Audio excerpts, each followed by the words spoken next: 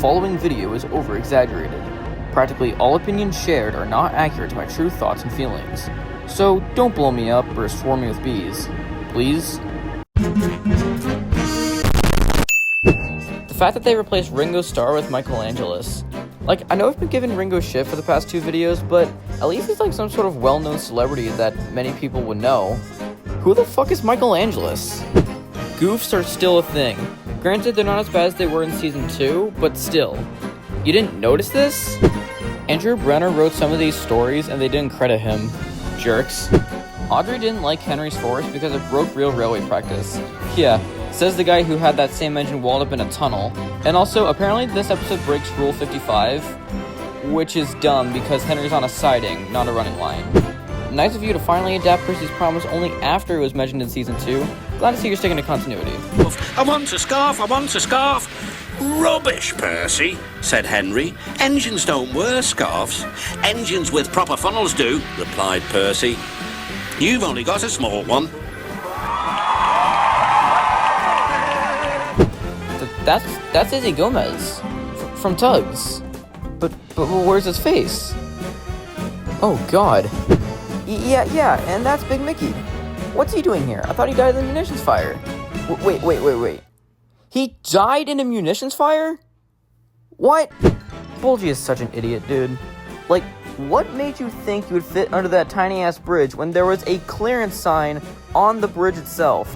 Like, seriously, I do not get why people like Duck so much. I mean, his episodes are good, sure, but he's not amazing or anything. And same thing with Boko. He does literally nothing throughout the course of all of his appearances, which only covers like 4 seasons, by the way. What the hell happened to Christmas Adventure in the US? Why is it being labeled a Thanksgiving episode? They couldn't even be bothered to resync the audio so sound effects would play when they're supposed to. Just then, Toby arrived with Henrietta. We've brought lots of hot drinks and food for the villagers, he whistled. And the final scene clearly shows a Christmas tree. It's hilarious how bad the cover-up is. This was the season to introduce sing-along songs to the series. However, this season only has 1 song, and it's just so generic. Like, the song is literally just, hey guys, look, it's Thomas, and that's it. Isn't it such a tease how we get to see Flying Scotsman's tenders, but not Scotsman himself? Diesel's appearances are so random.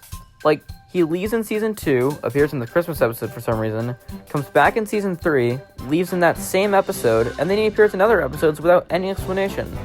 Like, when did he come back? Why is he here? Why did getting a bee sting causes James's nose to swell up so much? I mean, it probably would swell up, but not that much. Also, this implies that engines have blood. I don't like that. He's famouser than you, replied Thomas. He went 100 miles an hour before you were thought of. No. That honor goes to Flying Scotsman, and this is a message to all Truro supporters. You're wrong.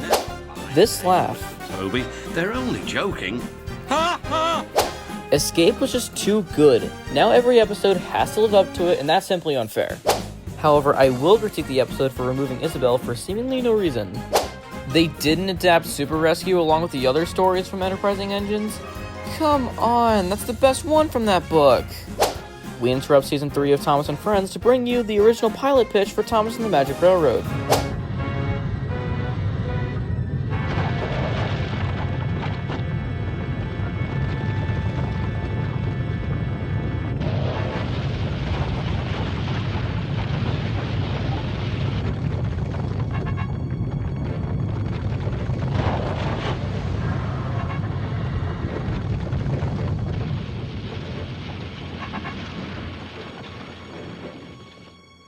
Holy shit! And if you thought we were done, oh, you have been sorely mistaken. Because we've actually got this other show to look at too. It's called Tugs. Tugs, what a creative name. This intro music is not what I expected from a children's show.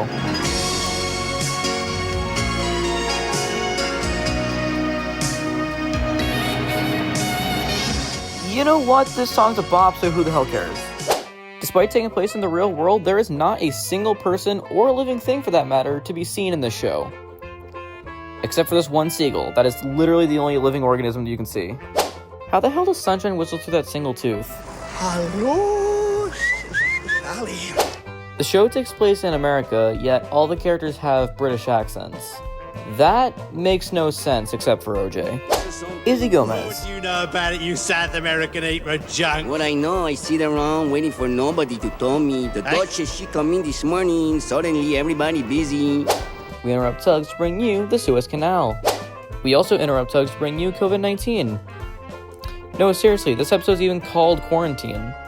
I still can't get over this. Big Mickey dies in munitions. Big Mickey, the crane, dies in munitions. They actually killed off a character in this series. I don't even know what to say. Like, how did they get away with that? They killed off again. How did they get away with that? What the fuck? The tank's blistering badly. I know it's starting to smoke. It's gonna go any second. I've got to get out of here. He survives this. Oh, I see you two have been hanging out with Bulgy, haven't you? That's real zero thinking, W. Where's Lord Stinker's mouth? Is the mouth the hull? Is the garbage in his mouth? Oh, Lord.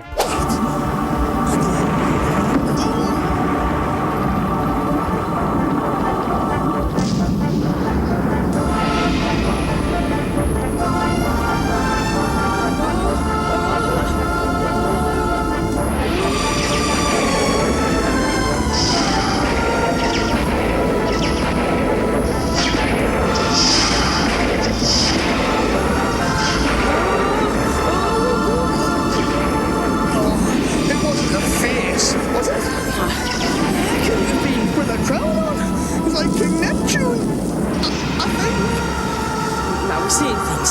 We must be.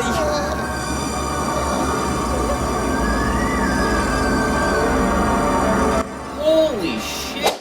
How does Buffett turn around here? 1 second he's backing out of the dock, and the next he's racing down the main line, facing the other way.